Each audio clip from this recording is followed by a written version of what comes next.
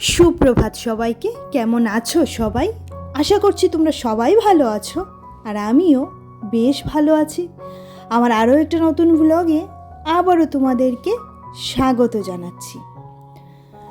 সকাল সকাল ঘরে বিছানায় বসে দেখছি আকাশের দিকে তাকিয়ে আছি কখন হবে একটু বৃষ্টি।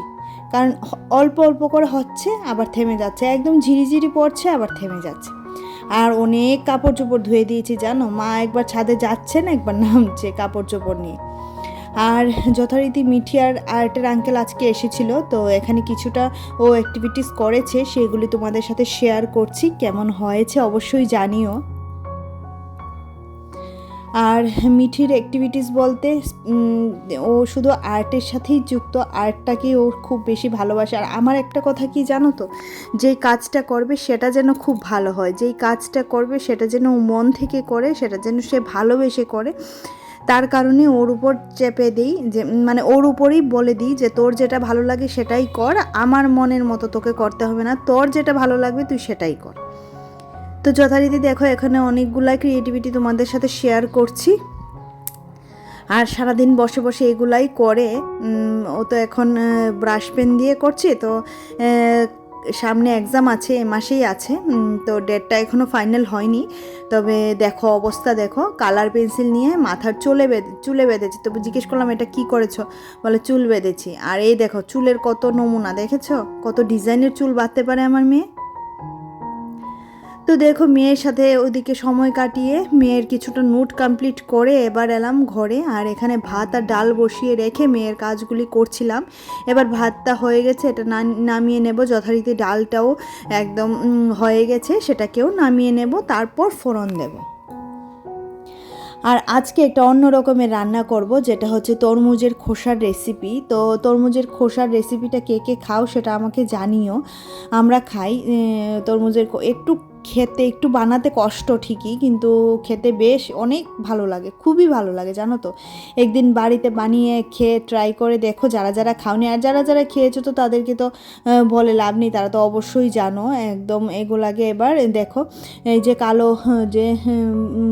কালো চামড়াটা সেটা ফেলে দিচ্ছি, তারপরে এই যে সবুজ অংশটা মানে সাদা অংশটা সেটাকে একদম গ্রেট করে গ্রেটার দিয়ে তারপর এটাকে রান্না করব। একদম কুমড়ো যে হয় না, চাল কুমড়ো ভাজি যেভাবে করে ঠিক সেরকমভাবে, বা চাল কুমড়োর ঘন্ট যেভাবে করে ঠিক সেভাবে। তো এখানে আমাকে মা এটা গ্রেট করে দিচ্ছে। তো চলো এবার এটাকে কুকারে দিতে হবে, যেহেতু এগুলো তো আর একদম চাল কুমড়োর মতো মিশে যাবে না, তো কুকারে একখানা সিটি দিতে হবে। যে যার প্রয়োজন অনুযায়ী দিয়ে নিও, আশা করি একখানা সিটিতেই প্রত্যেকের হয়ে যাবে। আর এই দেখো এখানে একটু নুন দিয়ে তারপর এটাকে সিটি দিচ্ছি, আর খুব প্রচুর জল বেরোবে জানো তো। আর এদিকে দেখো লতি রান্না করব, তাও আবার শুটকি মাছ দিয়ে। তো তার জন্য কড়াইয়ে ফোড়ন দিয়ে দিলাম রসুন, তাতে বেশ অনেকগুলা পেঁয়াজ দিয়ে দিলাম। এবার হলুদ লবণ তো আছেই, সাথে লঙ্কার গুঁড়োও দিয়ে দেব হালকা করে, আর কাঁচা লঙ্কাটা একটু পেস্ট করে দেব। তো এই যে এখানে এবার এগুলিকে নাড়াচাড়া করে তার মধ্যে ধুয়ে রাখা শুটকি মাছটাও দিয়ে দেব দেখো। আর এটা হচ্ছে আমাদের ত্রিপুরার সবচেয়ে স্পেশাল খানা, লতি দিয়ে শুটকি মাছ। এই সিজনে প্রত্যেকেই ভালোবাসে, প্রত্যেকের ঘরেই হয়। তো এই জন্য আমিও আজকে ভাবলাম একটু রান্না করি। আর যেহেতু ওয়েদারটা একটু ভিজে ভিজে ওয়েদার, তার জন্য বেশ ভালোই লাগবে। তবে আমাদের এদিকে যদিও বা হালকা ঝিরিঝিরি বৃষ্টি হয়েছিল, খুব বেশি বৃষ্টি কিন্তু হয়নি। তোমাদের কার কার এদিকে বৃষ্টি হয়েছে সেটা আমাকে অবশ্যই কমেন্ট বক্সে জানিও। আর এই যে দেখো এবার ভালো করে টানিয়ে নেওয়ার পর লতি কিন্তু হয়ে গেছে, এবার এটা নামিয়ে নেব। আর তেলটা আমি অনেকটাই কম দিয়েছি, তোমরা চাইলে আরও অনেকটা তেল, লাল লঙ্কার গুঁড়ো সব কিছুই দিতে পারো, যদিও বা এগুলি আমি বেশি রান্নাতে ইউজ করি না। আর এই যে দেখো এবার এখানে ওই যে তরমুজের ঘন্টটা করব, তো সেটার জন্য কড়াইয়ে 5 ফোড়ন দিয়ে দিলাম, তাতে তেজপাতা দিয়ে দিয়েছি। আর এই তারপর সেদ্ধ করে জল ঝরিয়ে রাখা তরমুজটাও দিয়ে দিলাম দেখো। এবার এটাকে ভালো করে নাড়াচাড়া করব, আর তার মধ্যে দেব হলুদ লবণ আর হালকা করে একটু লঙ্কার গুঁড়ো, জিরে গুঁড়ো, ব্যাস এটা দিয়ে এবার ভালো করে নাড়াচাড়া করে টেনে টুনে যখন আসবে, একদম যখন কড়াই থেকে ছেড়ে ছেড়ে যাবে, তখনই নামিয়ে নেব। আর এই যে কিছুটা কাঁচা লঙ্কা দিয়ে দিলাম। আর রেসিপিটা এতটাই টেস্টি হয় মানে কি বলবো। আর তোমরা যারা যারা এই তরকারিটাতে একটু মিষ্টি খেতে ভালোবাসে, যেহেতু তরমুজটা এমনিতেই মিষ্টি ছিল, তার জন্য আমি আর চিনি দিইনি। আর যাদের প্রয়োজন মনে করো তারা একটু চিনি দিয়ে নিতে পারো। আর রান্নাটা কিন্তু অস্বাভাবিক পরিমাণে টেস্টি হয়েছিল। আমার দিদা না এই তরকারিটা দিয়েই গতকালকে মানে আজকে খেয়ে নিয়েছে। তো যেটা হচ্ছে খুব টেস্টি একটা রেসিপি, তোমরা চাইলে বানিয়ে নিতে পারো এভাবে। তোমরা চাইলে এটাতে চিংড়ি মাছ দিতে পারো বা এটাতে মাছের মাথা দিয়েও এটাকে রান্না করতে পারো, চাল কুমড়ো লাউয়ের মতো। তো রান্নার পর যথারীতি অনেকগুলোই বাসন পড়ে, তোমরা তো সবাই জানো প্রত্যেকের বাড়িতে নিশ্চয়ই পড়ে।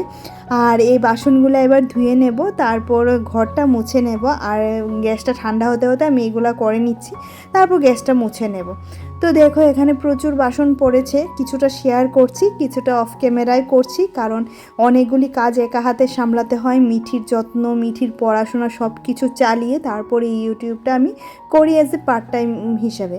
তো সেটাকে আমি ফুল টাইম কখনোই করতে পারি না, কারণ টাইমে মেনটেন করতে পারি না। কারণ এই যে ঘর গোছানো, ঘর মোছা থেকে ধরে সব কিছু একা হাতে, কোনো হেল্পিং হ্যান্ড ছাড়াই আমার সংসারটা আমি নিজেই এভাবে করে করছি। আর একটা কথা কি জানো তো, কারোর উপর ভরসা করে আমি কাজ করতে পারি না একদম প্রথম থেকে। যেহেতু শ্বশুরবাড়িতে যখন আমার গ্রামের বাড়িতে থাকতাম তখন ওই বাড়িতেও হেল্পিং হ্যান্ড ছিল, কিন্তু আমি আমার কাজ আমি নিজেই করতাম। আমার নিজের কাজ নিজে করতেই ভালো লাগে, গুছিয়ে করতে ভালো লাগে। আর মনে হয় যখন ওরা কাজ করবে তখন আমার ঘরটা অগোছালো হয়ে থাকবে, ঘরটা নোংরা হয়ে থাকবে। এই ভাবনা চিন্তাটা রেখেই না আমি কখনো লুক দিয়ে কাজ করাতে পারি না। জানি না ভবিষ্যতে কখনো পারবো কি না, যখনই করবো হয়তো বা চোখটা বন্ধ করে রাখতে হবে, জানো তো। এই হচ্ছে অবস্থা, মানে যে যা খুশি করুক আমি চোখটা বন্ধ করে রাখবো। আর এখানে কিছুটা দই পেতে নিলাম, যেহেতু আমাদের দই লাগে, টক দই, তার জন্য। আর এই যে ঘর মোছা শেষ, ঘর মোছা কমপ্লিট, গ্যাস ট্যাস সব মোছা কমপ্লিট। এবার চানে যাব, চান করে এসে তারপর খাওয়া দাওয়া করছি। আর এই যে আমাদের আজকের মেনুগুলা দেখে নাও, এখানে আছে তরমুজের তরকারি, ডাল, এই যে লতি, আর ছিল সজনে ডাঁটা আলু দিয়ে মাছের ঝোল। তো খাওয়া দাওয়ার পর আজকে একদমই সময় পাইনি, যেহেতু বললামই তো মিঠির পড়াশোনার অনেকটাই অংশ রয়ে গেছিলো। সেগুলো কমপ্লিট করে তারপর রান্নাবান্না করে খাওয়া দাওয়া করে রান্নাঘর থেকে আসতে আসতে 3:30 বেজে গেছে, জানো তো। সারাটা দিন না, দিনের বেশিরভাগ সময় রান্নাঘরে কেটে যায়, কারণ মেয়ের পড়াগুলোও একদম টাইমের মধ্যে কমপ্লিট করে দিতে হয়। তারপর মেয়ের খাওয়া দাওয়ার ব্যাপারটা তো অবশ্যই আছে। আর এটা হচ্ছে সন্ধ্যাবেলা, কি পরিমাণে পোকা, দেখো কি পরিমাণে উই পোকা উঠেছে, দেখেছো। এখন সিজনটাই এমন, যেখানে লাইট জ্বলবে সেখানেই এরকম পোকা দেখতে পাওয়া যাবে। আর এই যে আমার বোন এখানে চা বানাচ্ছে, মিঠির জন্য দুধটা গরম করছে, আর এক একজন এক একটা কাজ করে দিচ্ছে। আমার কিন্তু বেশ অনেকটাই সময় আমি পাচ্ছি, জানো তো। কিন্তু সেই সময়টা মিঠির জন্যই খরচ করছি, কারণ সবচেয়ে ইম্পর্ট্যান্ট হচ্ছে বাচ্চাটাকে মানুষ করা, মানুষের মতো মানুষ করা, সেটা হচ্ছে সবচেয়ে ইম্পর্ট্যান্ট ব্যাপার। কারণ বাচ্চাটাকে মানুষ করতেই আমি এখানে এসেছি, বাচ্চাটাকে মানুষ করাই হচ্ছে আমার জীবনের লক্ষ্য। পড়াশোনার পাশাপাশি সে যাতে একটা ভালো মানুষ হয় সেদিক থেকেও কিন্তু আমি তাকে তৈরি করছি ধীরে ধীরে। তো চলো আজকের মতো আমার ভিডিওটা তাহলে এখানেই রাখছি। ভিডিওতে যদি তোমাদের কিছু ভালো লাগে লাইক করে দেবে, কমেন্ট করে দেবে, পারলে চ্যানেলটা সাবস্ক্রাইব করে দিও।